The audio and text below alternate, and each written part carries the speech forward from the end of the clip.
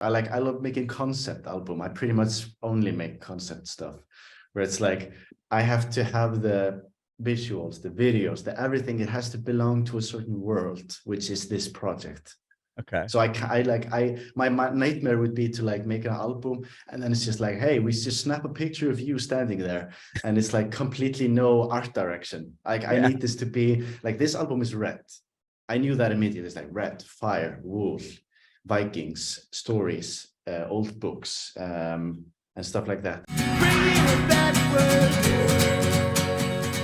Amazing. So, like I said, I'm Adam, and this is about you and your journey in music, and we'll talk about the new album you just put out and everything else you have going on. Amazing. Sweet. So you're from where? Iceland? Is that what I read? Yeah. Wow. Reykjavik, Iceland. Yeah. Yeah. Tell me about that. Beautiful country. Yeah, I mean, the nature is beautiful. I live in the capital city, Reykjavik, and it's the northernmost city in the world, northernmost capital, sorry. Wow. In the world. And right now it's an interesting time to be here because in June we have daylight the whole night. So like the sun is in the sky 24 hours a day. So you have oh yeah, because you're way north. Yeah, it's similar to like Alaska. They'll have that. Yeah, exactly. Yeah, so it's very bright in all night these days, and I actually really enjoy that. I think it's a nice time to be here. It's the summer. If you ever decide to come, I would recommend June. I want to come. I had a friend visit there, and he said it's amazing. There's like some there's like hot springs and stuff, right? Right. Yeah, we have hot springs, and that's how we power the electricity. The electricity in Iceland is naturally powered from hot water that we have in the earth. So really? it's renewable energy. I think that's amazing. probably the way Iceland is lucky the most. You know, is the hot core, and it's because we are on a tectonic plate. Division, sure. which means like half of Iceland is technically in North America, and half of Iceland is in Europe. Wow, that's really fascinating. Yeah. If you're on a plate like that, is that do you have earthquakes, or is that yes, you do? Yeah, a lot of earthquakes and a lot of volcanic activity, a bit like Japan or Hawaii or something, where it's like we're on a tectonic plate. Yeah. Yeah, because I'm from San Diego originally. I live in Tennessee now, but yeah, we would get obviously Los Angeles and all of California would get a lot of earthquakes. Oh yes, I mean in California, you obviously have really you have much bigger earthquakes, I've heard. Yeah, and they always say the big one's coming, and they've been saying that for 25 years. But really, it's I guess there's always a chance, dude. Yeah. So do you get like your earthquakes are not as intense, or they are? They're about like half as small. But I think they are. I think they're a little more. How do you say? They come more often. They're more. More frequent. More frequent, but I think less crazy.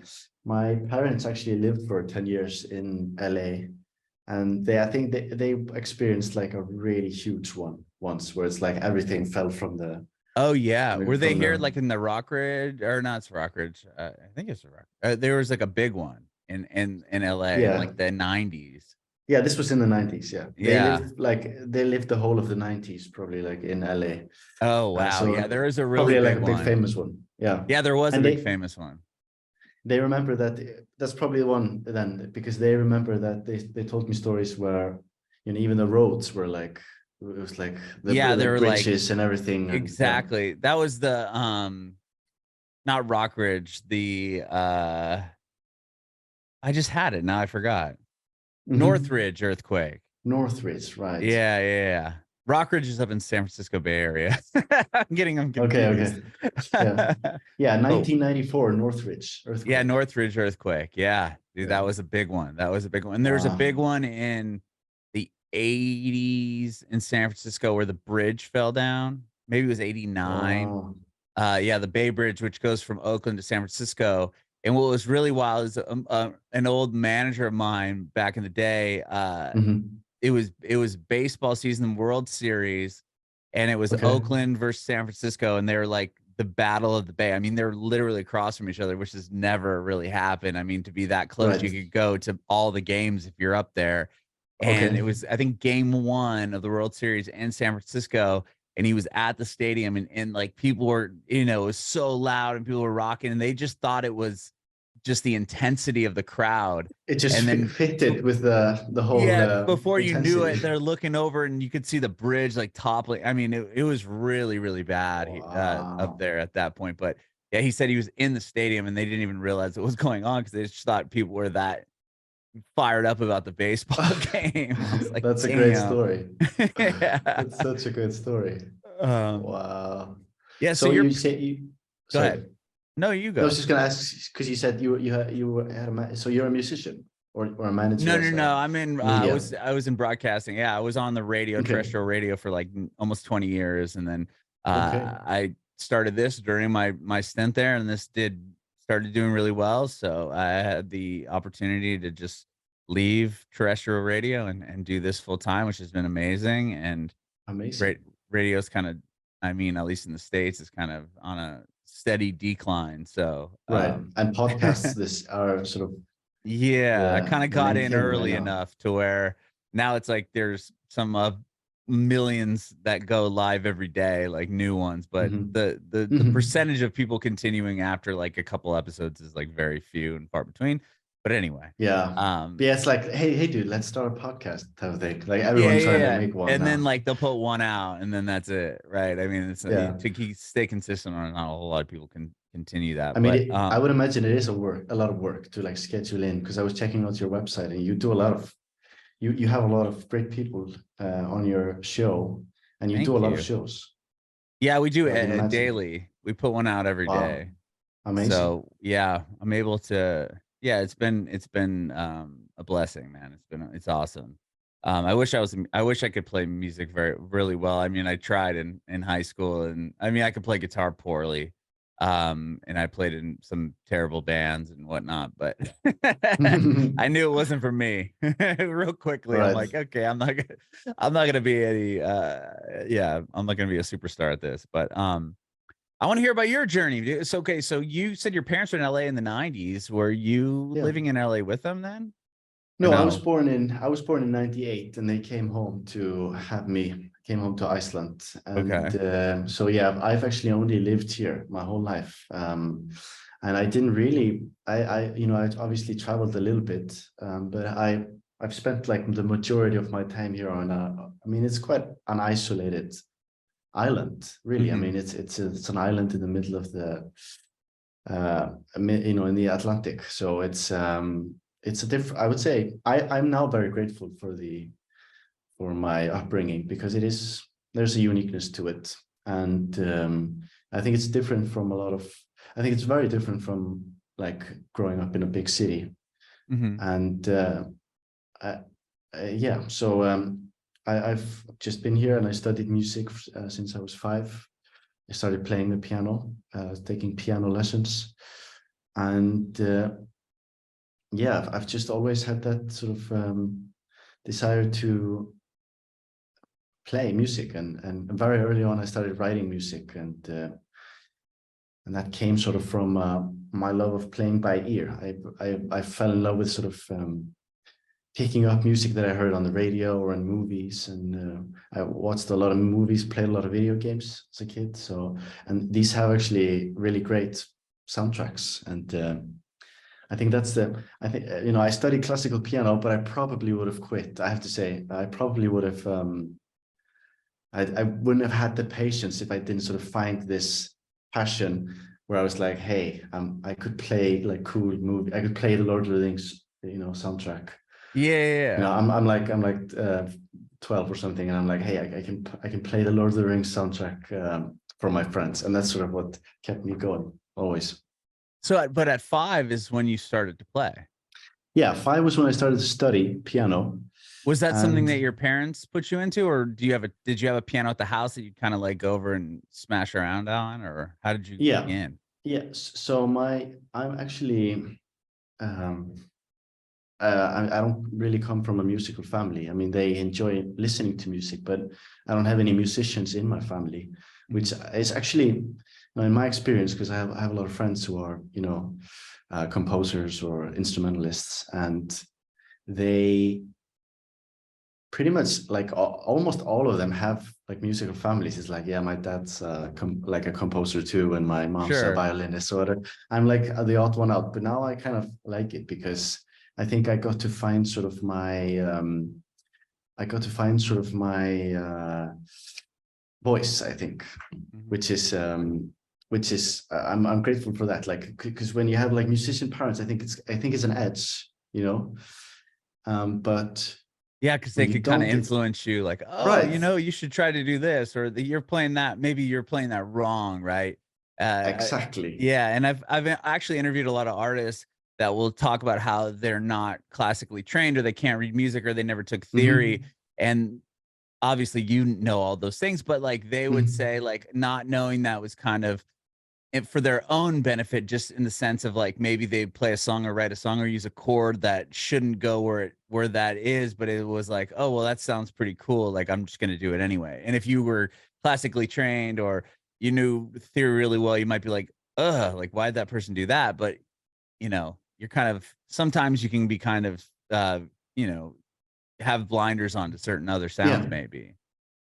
definitely. And I actually think about this a lot. I talk about this a lot because I've always wondered like why so many of my composer friends that went to study composition. So I actually only studied piano and theory and everything. You know, I studied as a pianist, and I actually didn't study composition. And today I work as a composer.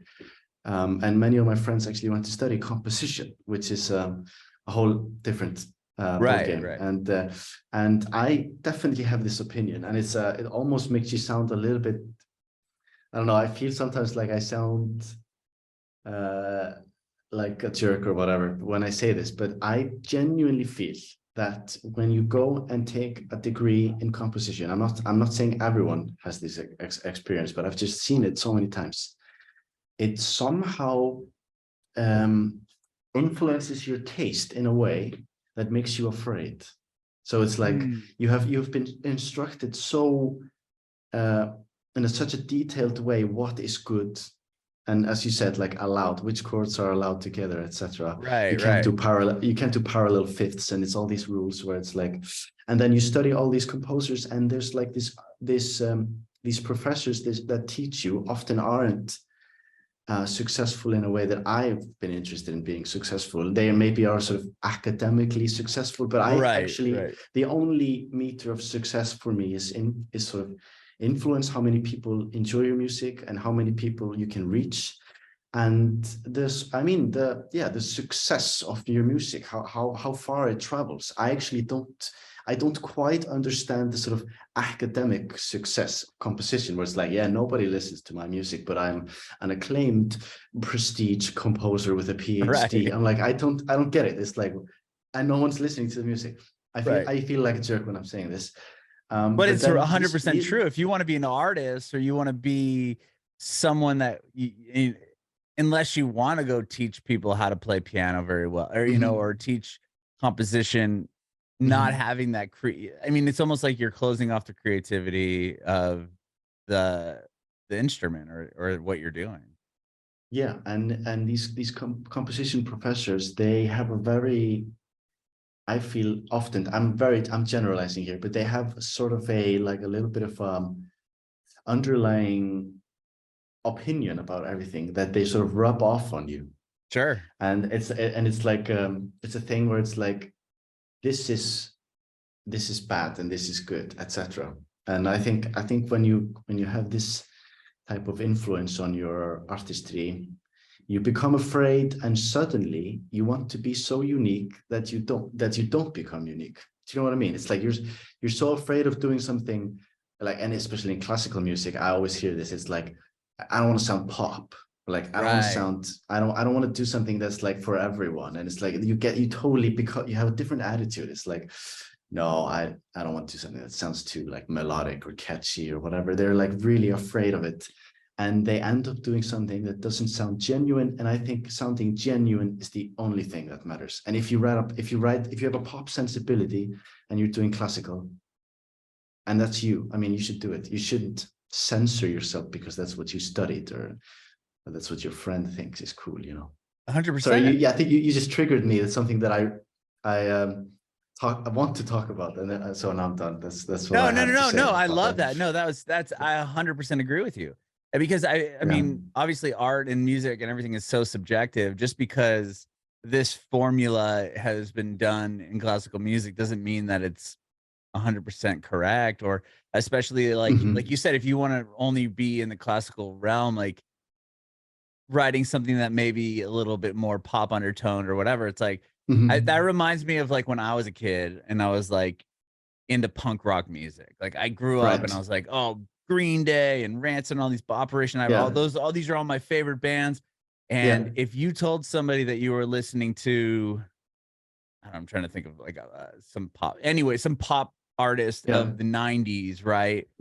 It was like you could never let anyone know that. It was like you could only, if you like punk rock, you could only listen to punk rock, and you could only let people know the punk rock songs that you like. But if you kind of veered out of that, then it was like either A, you're like a sellout, like a lot of bands were called sellouts when they signed to major label deals, or it's like, oh, like you weren't like allowed to like that. And I feel like nowadays, like the net has been so broadened, especially with big festivals. I mean, you'll have like an Ariana Grande headlining on one night and Radiohead the other, or whatever it may be.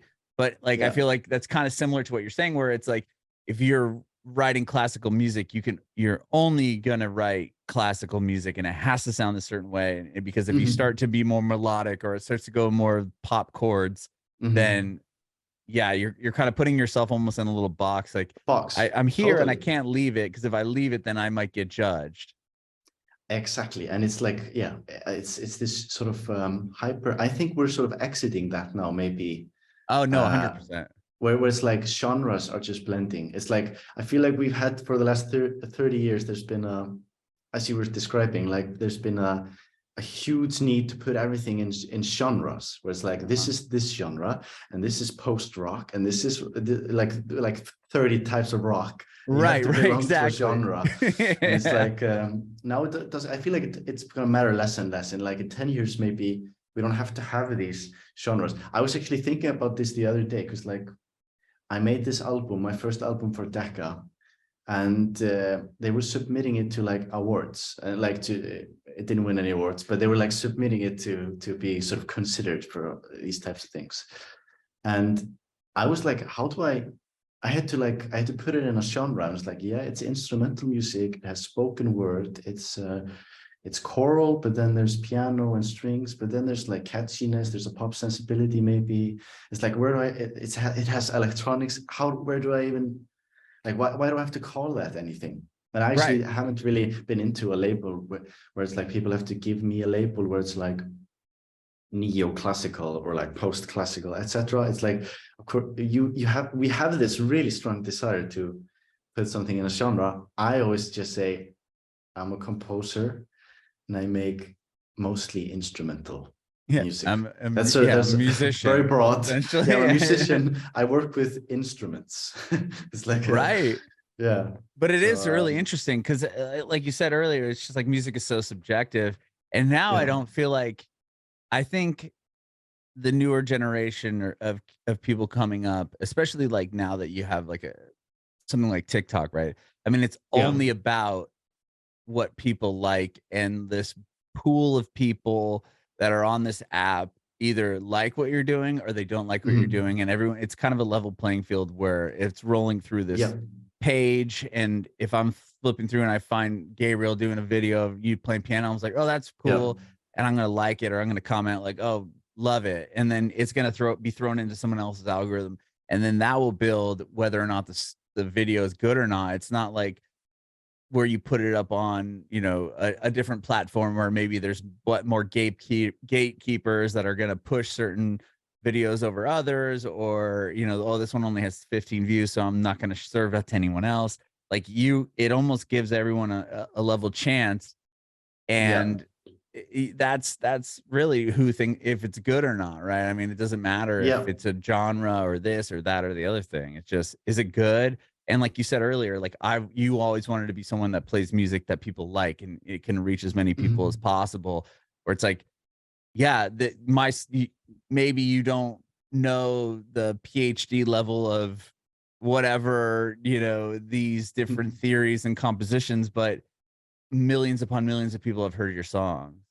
Yeah. And I think that's that gift is what, is way more valuable than a piece of paper that says that you know how to do something. I mean, Yeah. yeah, No, I you've totally studied agree. for 8 years and now you are the master of, composition, but what does that mean if no one cares or no one hears it? You're so right. And not everyone has this opinion, but obviously I think we agree on it. The Yeah. funny thing is, I actually was applying to a school, and then I got offered my first record deal at 19. I was Oh, out of high wow. school, and I was going to go to music. I was going to study composition, a school in California, USC. I was Oh, applying for yeah, huge USC, music school. Yeah. yeah, Thornton, which was my dream school forever, like UC Thornton music, because Interesting. I heard they like I'm a fan of many of their sort of how do you say, like the people that have graduated from Yeah, there. they're like alumni. Yeah, because it's Yeah, they're alumni. that's a They have big great one, or alumni. Belmont here in Nashville, or Hmm. the Clive Davis Conservatory in New York, or Berkeley School of Music. Those are all like the big ones Yeah, in the United States. Yeah, USC is a big one. I mean, I've had a lot of people on that have went through USC. amazing. Yeah, I always wanted to go to USC, and I was sort of applying to go there, and then I was gonna have a interview, Uh-huh. and that's when I played on Icelandic TV, which is like a funny thing. It's like a very small thing, but it's like at the Icelandic sort of TV channel, and Well, that's was playing huge my for first. you, right? I mean, your whole country Yeah, gets to see. I mean, it's not yeah, just a small exactly. thing. I mean, I mean, yeah, it's 300,000 people. That's the whole country. that's That's very huge. small. 300,000 Yeah, people that are watching yeah, this one station that yeah, you're on. yeah. And I was playing my first song that I wrote, my first piece. It was for piano and string quartet, and Is it Absent-Minded? Is that the one? yeah, Or is it okay? absent-minded. Yeah, Okay. yeah, that's the one. It's like a waltz that I wrote. I actually wrote the melody at like 14 or something, and then I sort of was working on it for a few years in high school, and then I wrote it because I won like a high school like songwriting competition. So Oh, really? that piece won. Yeah, that's why I got to go on TV. And there was a British man who lives who has a house in Iceland. Just coincidentally, was watching, and he saw me, and he had a label that mainly was sort of punk music, actually. There was What was a the famous, what was the label called, do you know? it was called One Little Indian Records, which is they had probably the biggest like Icelandic punk band called Sugar Cubes, and they Oh, had yeah, they had Bjork. Sugar Cubes Yeah, on it? No yeah, way. yeah, With Bjork? yeah. And then they had Bjork, and that's what they were. That's why he had a house in Iceland and sort of had the Icelandic connection, because the label had sort of was Bjork's manager and worked with Bjork. No way. Yeah, and he contacted me, and that's my first record deal, and that's why I didn't go to USC, or I don't know if I would have gotten in, but I was like, I was working on it. I was aiming for USC, and then I just said, hey, if I finish school, where do I want to be? I want to have a record deal, and I thought the record deal won't wait for me, but school sort of waits in a way. I could go to school later. So 100%, yeah. and I haven't had time to go back, because I went from One Little India, and I did my first record there, and and then I was picked up by Universal Music, Decca, Wow. and now we're That's here. huge. Yeah, and now we're here. Yeah, yeah, Yeah, I was just looking at one. I didn't realize that I mean, I'm looking at their list of artists. I mean, they put out a lot of rad yeah, records. I mean, Chumbawamba was on yeah, that label for a while. I mean, the fact that yeah, Bjork, I always forget that Sugar Cubes and Bjork are Icelandic band. yeah. They had a lot of success. Oh yeah, Bjork is amazing. I mean, she's one of those artists Um, that were on like headlining one of those festivals where you'd have Bjork and then, I was you about to, know, the Ariana weekend or Grande. something. Yeah, Yeah. yeah, or like Frank Ocean. I was about to take her as an example, because she was playing Coachella Yep, that's this where I year. was gonna pull her from too. Exactly. Yeah, yeah. Man, that My debut friend, album is still one of my favorite records ever written. yeah. I think like I really prefer her older. And artists hate hearing that. I think she's doing a lot of experimental stuff these days, but I think her first 3 records are just really great. They're Like insane. Debut, Post, and Homogenic, I think they're really Debut. great. Like I said, debut. There's a live video of her doing human behavior, and she's Yes. like in a white dress and she has no shoes on, and I'm trying to, I don't know where it was at, but like you watching that video is just like her voice is insane. Yeah. I mean, she's just a very unique artist, and it was pretty cool to be on her label. Yeah, so you get signed to this label, Yeah. decide, okay, I'm not going to go to school at this point. I mean, Yeah. So what do they do for you? Do they put that album out then? Because Yeah, so I had no idea about music or like music business at all. So I was I was 19 and didn't really know. I also I had no idea that I was collecting sort of vinyl records and stuff, and I was thinking about music a lot, but I hadn't really been on Spotify or anything like that. Like I hadn't been on the streaming platforms. And around that time, this is in 2018 or 2017, around that time was like there was a huge boom, like 2014, 15, 16, 17, for classical music on streaming platforms. So suddenly there was like this huge platform that hadn't existed for like instrumental music, and especially like music that calms you down, like beautiful, like almost like relaxing, do you know what I mean, classical music. yeah. And they had these huge playlists, and that's really why indie and major labels had sort of classical composers on their radars for the first time in probably years. Because I think like classical music, there was a little bit of course you have the greats, you have Beethoven and Mozart and all those, and then I think there was like a little bit of a dark age. You had like Philip Glass, and you had like Steve Reich, and these like couple of guys, and pretty much nothing else. And then I think there's been a renaissance because of the streaming platforms. I mean, obviously they are also evil in their own way. You know, people talk about how they don't pay as much as they should, and you know, I for me, I'm just grateful because I wouldn't be releasing music in this way. I wouldn't have the opportunities I have without the streaming platform. So I have the streaming platform to thank for my career in a way. You're able to benefit from the playlists and what they've provided, obviously. But yeah, and like my music, like I would say I'm early stages in my career. I would say I'm getting to a place where I have more sort of opportunities. Obviously, like a major label helps, and I'm getting these opportunities. But then I like with the streaming, has been going really well since I just started out. Like immediately after releasing with One Little Indian, I had millions of streams, and now I'm at like well over 100 million on my stuff. You almost have 2 million monthly listeners alone on Spotify. I mean, that's wild. Yeah. I mean, I think I have like 5 or 6 across platforms monthly. That's crazy.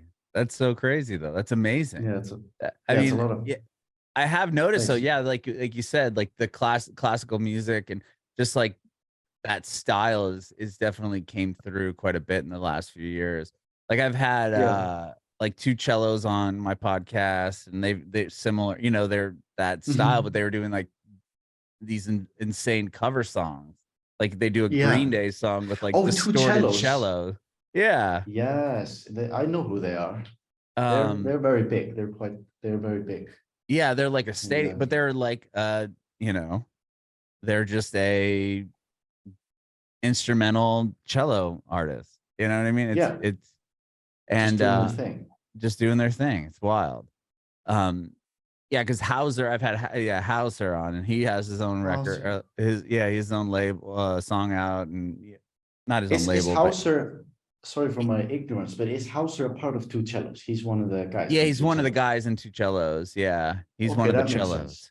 I know who Hauser is. I just didn't really know that 2 cellos and Hauser were the same, or like they was one of the 2 guys. Yeah. He's one of the guys. Okay, so he's actually a wildly successful cellist. Yeah, concert. he's very successful. And Yeah. but he has his own records out, and Mhm. um but he's done a lot with two cellos. That was kind of something that happened out of like the internet. I think they did a cover of something online and Really. then it like blew up. But So it yeah, because reminds me of, I don't know if you know Lindsay Sterling, oh who's yeah, I've like a had little her bit, on the yeah. show too. Yeah. Really? I Yeah, feel like they're in the violinist. same sort of vein where they've done covers, they've done like cross-genre stuff and had Yeah. success. Yeah. Yeah, she's huge. She's great. Yeah, Yeah. similar though. Yeah, I forgot about her. That would have been a good example as well. Yeah. No, I was just reminded of her. I actually haven't. I remember. She obviously was very early. Actually, she was like early 2000s. She was Mhm. already sort of having huge hits on YouTube, and I would imagine like two cellos and Lindsey Sterling. They probably go on like huge tours. They probably play like huge Yeah, they play concert halls and stadiums everything. here in the Stadiums. States. Yeah. I mean, Wow. they're playing big like the hockey stadiums and stuff here in Nashville and everything. So Wow. yeah, they've got stuff going on. But well, so your new album, you have cello on it, obviously. And is that do you play the Yes. cello as No, well? I only play the piano, but I sort of took an approach where I wanted to go because I had just finished doing like a little bit of a complicated work where I was like trying all these types of flavors and instruments, and I just thought, hey, let's go back to something more where I could have sort of a direct emotional link Hmm. with the instrumentation and music, and obviously a piano, my instrument was. Well, I chose that, and then I chose my second favorite instrument after piano, which is cello. And I I think love the the cello. cello My is wife's me obsessed with too, man. cello. Yeah, cello is just so good. The only reason I pick piano is because I write everything on piano and everything, Yeah, and but cello is kind of the best. It's too I good. love piano though too. That's one of my Yeah. biggest regrets is I had one in the house growing up. My dad plays piano. I mean, he's not like a pro or anything, but he knows how Mm. to play piano. And then my sister, who's younger than me, she was interested in it and actually took lessons, and she's really good. And I'm like, I should have done Okay. that. I was like, I'm gonna play the guitar like everyone in the Yeah. world. But yeah, No, piano's my favorite. really okay. That's cool. Yeah, the piano and cello are sort of my favorites too, and I just thought that I would take these. So what I did is I took sort of I found this old book. I don't know if I have it here somewhere. I found this really old book. It's like over 100 years old, and it's a collection of like Icelandic folk melodies where there was a priest that sort of, this is very niche stuff. Uh, if for listeners, I think it's like really funny to talk about. It's not very relatable, but there was an 20th century Icelandic priest who collected these folk melodies, and it's pretty much the only record we have of these melodies here in Iceland. Really? So yeah, so it's like Viking. Some of them are like really old, like Viking music. So I found this old book and I was like, whoa, it's like reading them because they're written down in like these simple melodies, like sheet music melodies. And then he wrote text about them and where he found them. And he went to different churches around the country, around the island, and to different people's homes. And he asked them, what do you like to sing? What have you preserved in sort of an oral tradition, like singing tradition? And he wrote down the melodies. So he preserved them all. And I was going through them and I was like, I knew some of them. And I picked my favorites. And then I noticed that my favorites were lullabies. Mm. And I think lullabies are very unique in a way where it's like every country has lullabies. And they are very special because I feel like they sort of embody music to me at the moment, at least, where they have a very sort of direct emotional quality, where they immediately impact you in some way. They make you feel something, and they offer some sort of relief. They help you in a way. So they are made to help. And lullabies, for example, they are made to make you relax and sleep, like a mother singing to her child. And I Hmm. just think it's like this really the essence of music. If you think about the purpose of music, I think the essence is kind of captured by lullabies because it's like the most sort of basic human thing where it's like the mother's voice singing a baby to sleep. Hmm. And so I was really fascinated by that. I was thinking a lot about that. And I also was thinking about, you have to stop me if I'm going on a tangent here. No, please. No, that's what this is about. Yeah. I love the tangent. Yeah. Yeah. That's very podcasty. It's like the freedom of just That's talking. the whole reason I do that. Like I said, I did terrestrial radio forever, and it was like, yeah, I'm going to interview somebody for 20. No, I did interview somebody for 15 minutes, recorded, and then they would chop it up into like 45 seconds. I'm like, well, that was, and it would be like the dumbest part of the whole interview. Yeah. But so sorry, podcasts are better in that way. No, I think the other better. The other thing I liked about Lullabies, actually going back to what we were discussing in the beginning of the podcast, they are catchy because you have to be able to sing, like you have to be able to sing them to your child when you grow up. The same one that your dad or mom sang to you, and for hundreds of years. And so they have to be quite catchy. They can't be too sort of weird. They have to be very catchy. And actually, when you write a pop song today, your goal is to make it become a hit, and it's catchy. But how catchy does a melody have to be a hit for hundreds of years? So I was very intrigued by that as well. It's like, whoa, okay.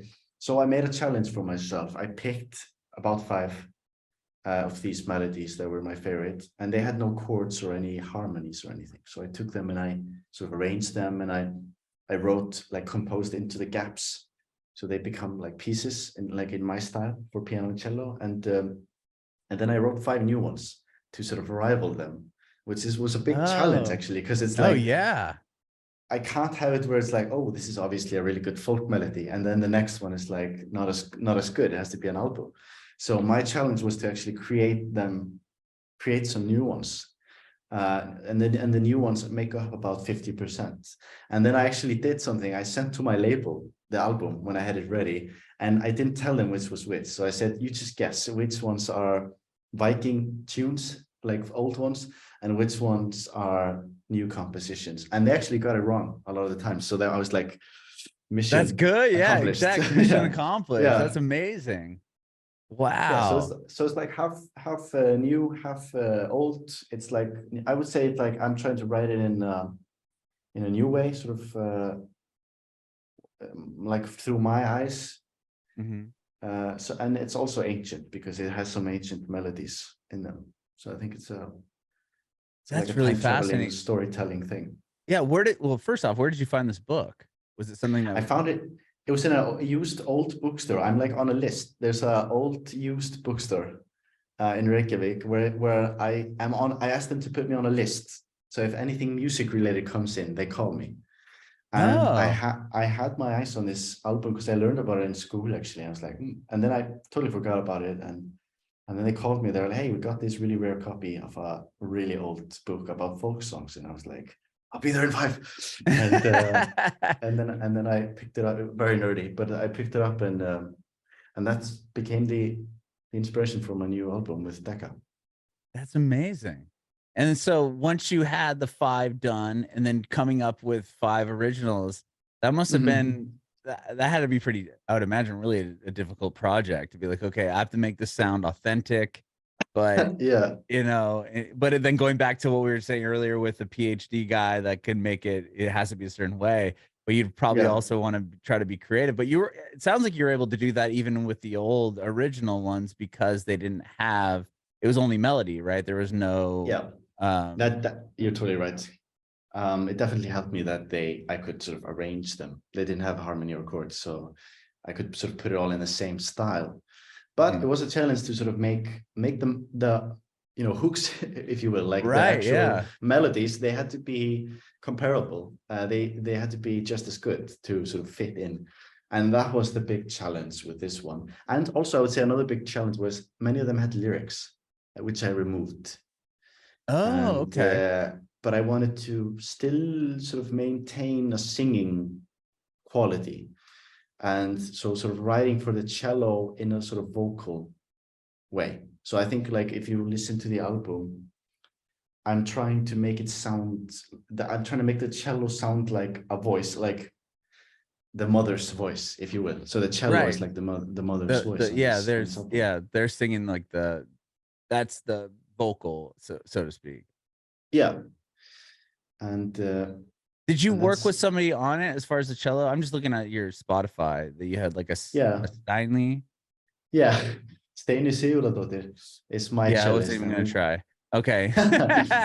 yeah. So she's my cellist, and she's been sort of a little bit of a muse in a way, where I met her and I really liked her playing. So I've been sort of I was writing for her really on this album.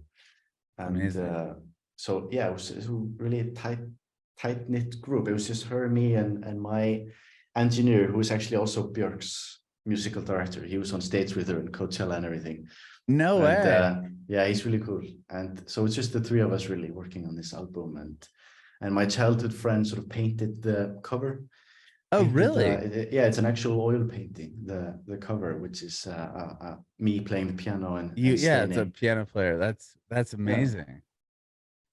Yeah, so it's like Wow. completely made locally, but released on obviously a major label in America. So I think that's a funny juxtaposition as well. Very local production and a sort of a major release. I kind of like that. I love it too. Yeah, the painting is amazing. I didn't realize that was a real oil painting where you're playing piano and then the cellist is like on your leaned up against you. Yeah, and then the piano creates a face. I don't know if you see it, like, then there's a Oh, yeah, nose, yeah, and yeah, then it does. and that's Okay. supposed to be like the mother figure. Oh, wow. So yeah, it's a very That's cool amazing. painting. That's awesome. And then there's a video of you guys playing. Yeah, That's kind of in the like, same yeah, the same as the as similar the to with the painting. Yeah. album cover. Yeah, that's I'm like awesome. obsessed. I'm like obsessed with how do you say, like a full circle concept. I love making concept album. I pretty much only make concept stuff, where it's like I have to have the visuals, the videos, the everything. It has to belong to a certain world, which is this project. Okay. So my nightmare would be to like make an album, and then it's just like, hey, we just snap a picture of you standing there, and it's like completely no art direction. Like I Yeah. need this to be like, this album is red.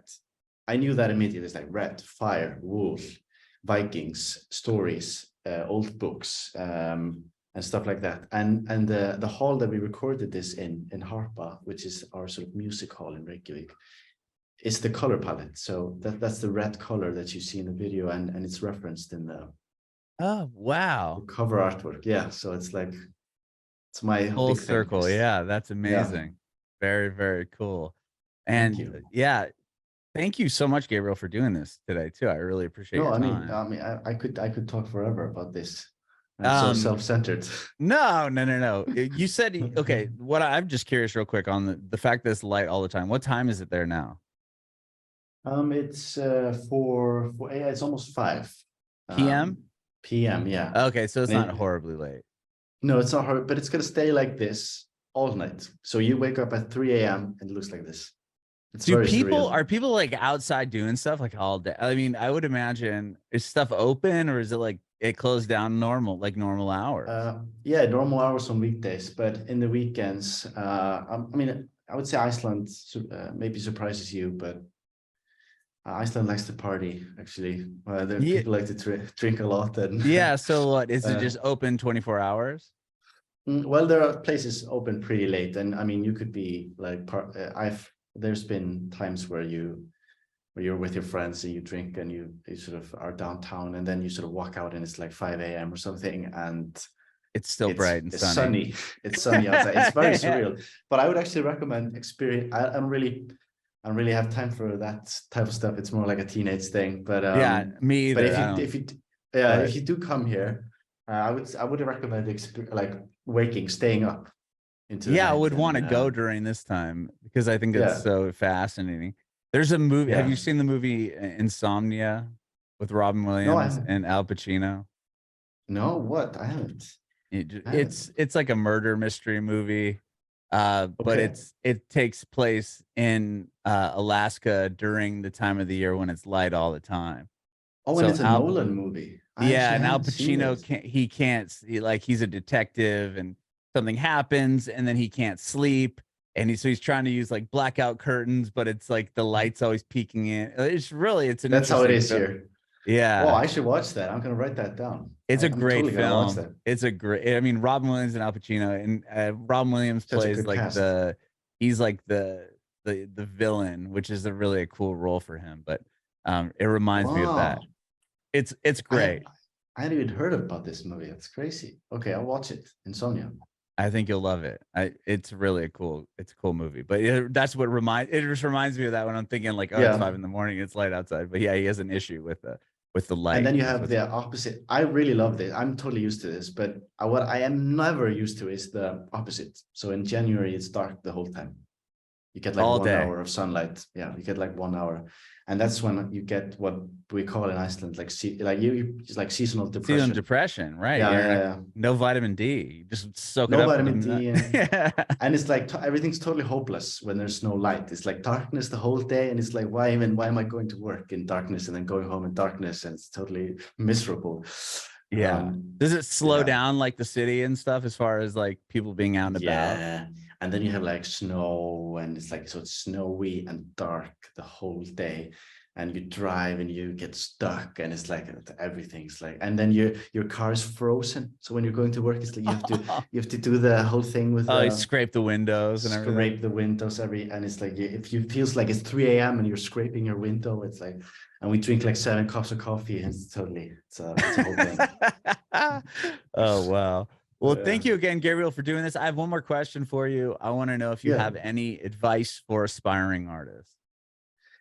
I feel like I'm still an aspiring artist myself, but I guess my advice to someone, if I can sort of give advice, to an aspiring artist that's maybe like really starting out from the beginning, I would say this is going to sound, if I'm to being totally honest, this is going to sound not so inspirational, but I would say really read contracts.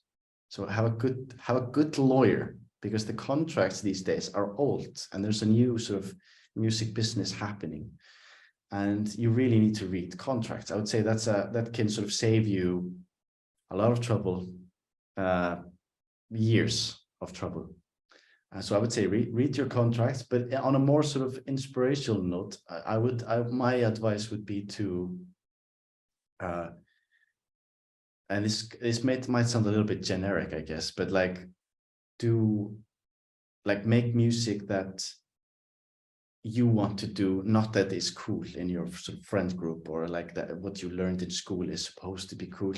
So like if you want to make a solo album for a guitar, you don't have to add anything to it. You can make a solo guitar or solo piano, and you can do what you want, and that's going to be a better result than taking something that's organic, genuine you, and then changing it around to make it quote unquote better. It's actually going to make it worse. That's probably my huge advice. Bringing it backward.